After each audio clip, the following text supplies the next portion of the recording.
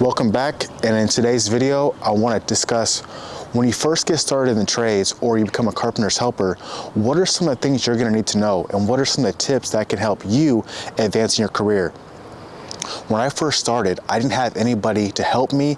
I had no family in the trades. I had no older siblings that could kind of guide me, so I had to learn everything by myself, and it was kind of rough in the beginning. So here are some of the tips that I learned from experience. When you first get started and you enter a job site, make sure that you're wearing a high-vis sweater or a high-vis vest before you go on the job site, because you don't want your first encounter with the superintendent or foreman to be a negative one. Because when you wear high-vis, you're telling everyone on that job site that you know some of the basic safety skills and they know that you are a construction worker, whether it be a carpenter or any other trade. Because a lot of the public, they like to go on a job site and look around, or maybe somebody might be potentially trying to steal something. So you want to make sure that people know that you are a construction worker. Now, I'm going to take you and show you a couple little places where you need to know about safety and how to be most equipped so you're not putting yourself in danger. One of the most important things when you first get started is knowing basic safety. You want to make sure that when you do go on a job site that you know some of the basic requirements as far as being safe around heavy equipment, whether it be a boom lift, a scissor lift, or a forklift. You want to make sure that you're not putting yourself in harm's way. And that means you don't want to put yourself in between a wall and wheels or this body right here. Make sure that you have physical confirmation, whether it be a thumbs up sign or eyes back at each other, so you know that you're not putting yourself in danger or him. Never walk where somebody can't see you. So if you're around a corner like right here, the person right in the boom lift right here can't see you. So make sure you give it a wide berth. That means don't walk anywhere near it, because you want to make sure that you're safe and that they're not putting you in danger. Next thing, on a lot of big jobs, you're going to have tower cranes, and they're going to be lifting things in the air. Make sure that your person is never under anything that's flying overhead. You're going to hear a lot of people scream overhead, and your job is to look and locate what is that object that's being picked up in the air and where is it at, and what is the direction and location of where it's going. And make sure you don't put yourself under that, because sometimes things can move, things could jostle around and fall down, and you don't want to endanger yourself or anyone else by being under equipment or being under panels that are being flown around. The carpenter trade is going to be very physically demanding. It's going to require that you're able to lift 50 pounds and then carry it extended amount of time, whether it be across the job site or upstairs. So you want to make sure that you can fit those physical requirements. And also, you're going to get a ton of steps. You're going to be super active. I imagine that you're going to get about at least 15,000 steps a day on a normal day. So make sure that you can fit those requirements. If you need to start now by going to the gym or just start walking in your neighborhood, make sure you kind of get used to walking around consistently. If you had a job before that's very sedentary, you know what I'm saying? You want to make sure you walk with some bags, kind of train your body to get used to it, so it's not going to be such a big shock. I know a lot of people who do work out that once they start in the trades, it's a lot more difficult to adjust. So make sure you kind of set yourself up for success, and you're starting off before you even get on the job site. Make sure you're walking around with some bags, kind of training your body to get used to the physicality of the carpenter field. Now, I want to go over some of the basic tools that you're going to need. A lot of times when you're in your apprenticeship or you're in a carpenter's helper role, they're going to give you a printout of what you need. But I want to kind of go over some of the things and some of the functions of the tools that you have, so you kind of have an idea before you get started. Now, you're going to want a hammer. I have a waffle head hammer, and this is not ideal for when you first start off if this is the only hammer you're going to have, because a waffle head will leave abrasions on siding, a waffle head will leave abrasions on base trim. So make sure, if you are going to buy one hammer and one hammer only, make sure that it's going to be a smooth face, because you don't want to cause abrasions and mess up finished material. Second of all, you're going to want a good torpedo. It doesn't be super expensive. A lot of times as an apprentice, you might drop things at your bags because you're not used to carrying your bags a lot of times. So I don't think you need to invest in a super expensive one, but make sure you have one that has a magnet strip on there, one that's kind of good quality. Don't buy the cheapest one, but make sure you don't buy the most expensive one also. The torpedo's basic for leveling and plumbing stuff, so you don't need anything too crazy. Now, I do recommend that you invest a little money when you do buy lineman pliers. These are side cutters. Make sure you buy the Klien brand. That's important because these are better quality. These will last you a longer time than, say, if you buy the Husky brand or DeWalt brand. They tend to, when you try to snip a nail or a 16 dupe, they tend to leave abrasions on the actual face right here, and they don't cut as good afterwards. So make sure you buy a quality brand. I do recommend the Klien. That's one of the best brands. If you ask electricians or iron workers, they recommend this brand. So that's the brand that I say that you do buy. They're about $40, so not cheap, but they're worth to buy if they're gonna last you 3 or 4 years. Also, the same thing goes for the diagonal cutters. These are also Klien. These are also quality. They're quality. You wanna make sure a couple of things you actually wanna invest in of quality are gonna be your diagonals. These are for cutting tie wire, for snipping nails also. So invest a little money and actually buy the Klien brand. Next, I have a 4-foot level. A lot of times when you go on a job site, you're gonna wanna have 4-foot level. This is a Stabila. You don't necessarily need to buy a heavy brand such as this. This is more expensive. I bought this because obviously I have a little more money now and I can invest in some quality tools. So go to Home Depot, get a Empire brand or something basic. All it needs to do is just make sure you can get plumb and level. You know what I mean?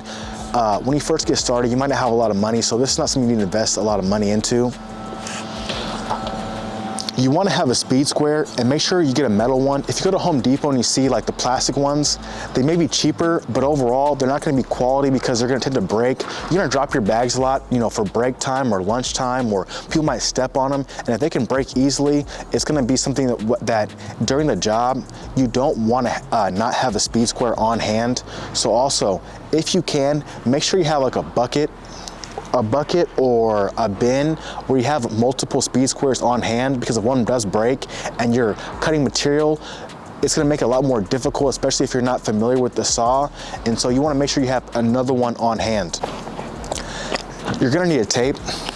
I get the Stanley Fat Maxes, the 25s, without the magnet on there. Sometimes when you're doing layout or you're getting the dimensions of material, that magnet tends to kind of get stuck on things it doesn't need to, so I don't get the magnets anymore. I used to, I don't do it anymore. When it comes to tape measures, you don't need to spend a lot of money on tapes. You can get some basic ones. I even recommend buying like multiple tapes instead of buying like a really high quality one, because they start to get gunked up a lot, especially in the Pacific Northwest. It rains a lot. We get a lot of concrete and material inside of here. And once that happens, this material starts to come off. So investing a lot of money into a good quality tape isn't, I don't think, that useful. Again, I recommend that you have multiple tapes on hand, because if your tape was to snap in the middle of the day and now you don't have one, you're gonna find yourself either asking someone else, can you borrow one, or kind of wandering around looking kind of aimless. And the longer you go on in your apprenticeship and you don't have the tools you need, especially backups too, you're gonna look incompetent. So I do recommend that you have multiple tapes, you have multiple speed squares, and I recommend that you have multiple utility knives.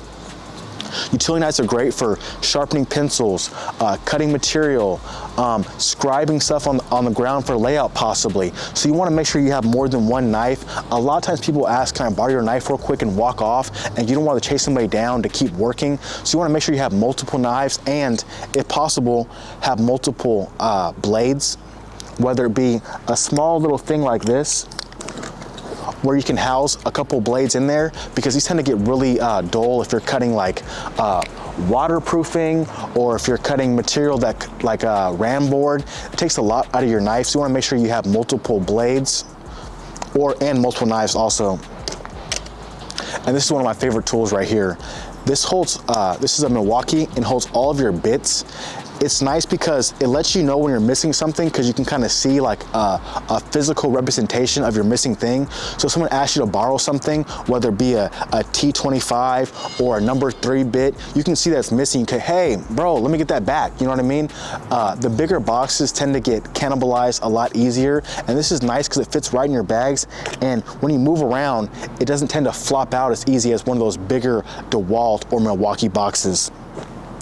And that's pretty much it for the most part. As far even pencils, I know this may look kind of overlooked a lot of times when it comes to pencils, but they're really important as far as getting layout, or if you're doing cuts, to be able to scribe that on the lumber.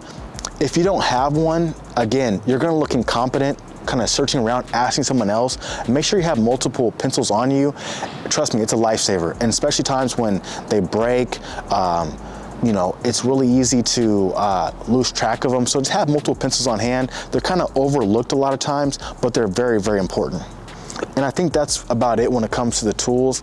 You're gonna buy tools as you go, and you're gonna be looked at as more competent if you have more of them as you move forward. Most people say that you want to buy about one tool a month, and then as you go on your apprenticeship, you'll find that you have a stockpile of good quality tools. You don't have to get them all at one time, but make sure that you're constantly investing in yourself. That's how you make yourself a better carpenter, right? Having the best tools won't necessarily make you the best carpenter, but being able to utilize all of your tools will make you better overall. Now, the last thing I want to talk about is the bags themselves. These are occidental bags. These are fairly expensive. They're not cheap. I don't usually wear the shoulder straps because they kind of feel like kind of cumbersome. I don't like wearing the whole exo fit. So a lot of times my company will provide a safety harness. They'll provide one of these Guardian safety harnesses. I prefer this system, and then I put my bags over it because the exo fit, when you put those on your bags, they're so heavy and they're constantly on your body at all times, and it's extra weight you're constantly wearing every day. So I prefer to wear no shoulder straps and wear the fall protection and then take it off afterwards. One of the great things about these is this canvas material and these leather, they don't fall apart as much. Now, I know if you go to Home Depot, you're not gonna find these there. I found these at Portland Fastener, or you can buy these also online at Amazon. These last forever. I bought a pair of these off of a journeyman when I first started. I was probably about 7 months into my apprenticeship, and he sold them to me for 150 bucks, and they were used. He'd already had them for about 3 years. So these bags can last you 5-6 years. If you go the cheap route and you buy the Husky bags or you buy the dead-ons, they are cheaper. They may be only 90 bucks, but you'll find that you have to keep constantly buying them over and over and over again, because it's a lot. With the Husky bags, there's a lot of Velcro. They're not leather. They're not meant to last. Rebar will snag them and tear them apart. These are made of better material. So this is one of the things that once you get a chance to, I know this is not something you're gonna be able to do when you first get in your apprenticeship, but once you get the chance, buy yourself some proper bags. These are gonna last you the longest, and set them up however you want, but these are meant to last, and these are one of the things that you want to invest in, because again, the sooner you buy better quality bags, you're not gonna have to keep buying bags over and over again. I went through at least 3 pairs of dead-on bags when I first started, and it didn't even take that many months either. I mean, I was given my first pair, I was gifted them, and the Velcro, because it rained so much in Oregon, the Velcro tended to kind of fall apart. And once that happens, you know, one side's constantly falling off, and it just makes it that much more difficult. So again, when you get the opportunity, invest in quality bags, because it makes your life so much easier. I tend to buy Red Wing Irish setters. They kind of feel more like tennis shoes, and they're comfortable. If you're gonna be walking that many steps a day, you wanna make sure you have comfortable boots on. And to make them last a little bit longer, I buy the epoxy. It's about $70, but you put it on the front of your boots and it makes them last a little bit longer. If you're gonna be on vertical concrete, you're gonna be walking on a lot of rebar cages, right? And rebar is the metal that they pour the concrete over. And what tends to happen is, as you're walking on the cages, the rebar tends to slice the side of your boots, or it slices the front, and the front is usually the first to go. As you've seen in the video a little bit earlier, my boots kind of have the holes in the front. At this point, it doesn't really matter. I'm gonna buy new ones pretty soon, but it's not a fashion show, so I don't buy them too quickly if I don't need to. If they still feel comfortable, it doesn't matter to me. Now, buying rain repellent boots aren't that important, especially because I live in Oregon and Oregon tends to rain a lot. So it doesn't matter if you spend $300 on boots or $175, you're still gonna be wet. My advice to you, as far as even rain gear or boots, is to have a dry pair of shoes in your car with some socks and a dry sweatshirt, because at the end of the day, whether it's raining that you're getting sopping wet or you have strong waterproof material on, you're still gonna sweat. So either way, you're gonna be wet. So make sure you just have that in your car. That's a way better investment than spending $300 on a rain jacket, especially when there's material all around that can kind of snag it. And once it's been snagged, it's compromised, it's not gonna be as effective anymore. So I advise you to, instead of spending a lot of money on rain gear and boots, invest in your tools.